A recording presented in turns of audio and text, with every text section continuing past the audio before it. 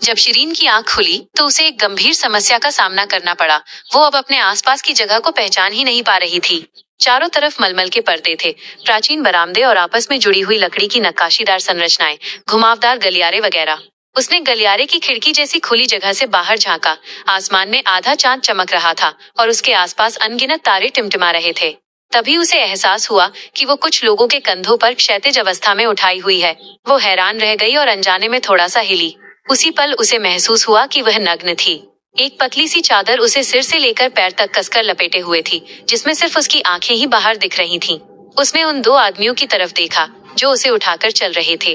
दोनों ही मजबूत और गठीले शरीर वाले थे और उन्होंने प्राचीन योद्धाओं जैसे कपड़े पहन रखे थे। किसी इंसान को उठाए होने के बावजूद वे बिल्कुल बिना आवाज किए चल रहे थे। उसे लगा कि वे निश्चित ही मार्शल आर्ट्स में माहिर होंगे।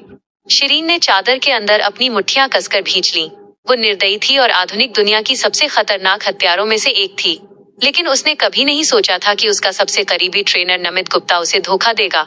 वो एक डॉक्टर भी था, एक ऐसा इंसान जिस पर उसने पूरा भरोसा किया था और जिसे उसने दिल से प्यार किया था। शिरीन तो उससे शादी तक करने के बारे में सोच चुकी थी, लेकिन उसने उसे बेहोश करने के लिए दवा दी ताकि वो अपनी बीमार मंगेतर के लिए उसका दिल निकाल सके। नमित गुप्ता को ये बिल्कुल उम्मीद नहीं थी कि ऑपरेशन के दौरान शिरीन होश में आ जाएगी।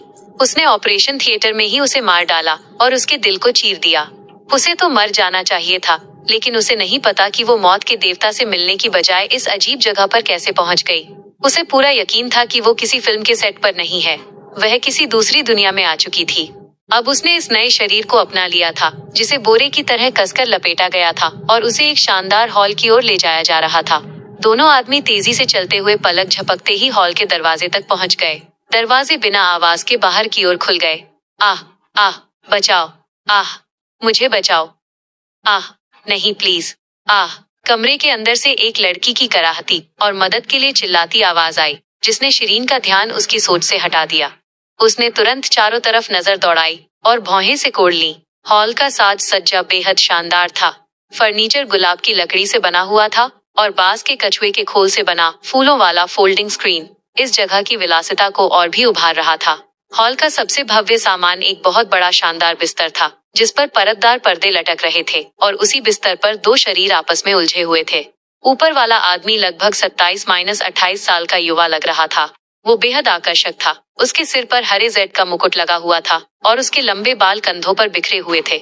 उसका शरीर मजबूत और सुडौल था और उसके होठों पर एक ठंडी मुस्कान तैर रही थी। नीचे वाली लड़की बहुत कम उम्र की लग रही थी। उसके नैन नक्श बेहद खूबसूरत थे, लेकिन वो इस सब में जरा भी आनंद नहीं ले रही थी। उसका चेहरा पीला पड़ चुका था, होंठ हल्के खुले हुए थे, आवाज धीमी होती जा रही थी और उसके बाल पसीने से भीग चुके थे। साफ था कि वो भयंकर दर्द में थी। शिरीन के चेहरे का भाव तुरंत बदल गया। वो कमीना एक लड़की के साथ जबरदस्ती कर रहा था। आखिर वह था कौन? दोनों मजबूत आदमी शिरीन को उठाए हुए हॉल में दाखिल हो गए, लेकिन उस आदमी का ध्यान जरा भी नहीं भटका, बल्कि वो और भी तेजी से हरकत करने लगा।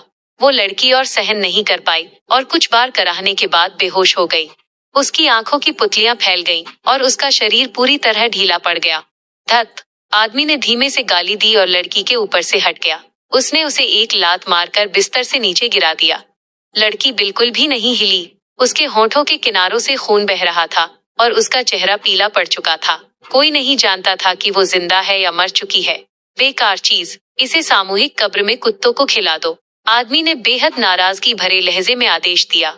आगे इस कहानी में क्या होगा, जाने के लिए बने रहे मेरे साथ और पढ़िए मेरी इस दिलचस्प कहानी को, और अच्छे अच्छे कमेंट्स करना, ज्यादा से ज्यादा शेयर भी।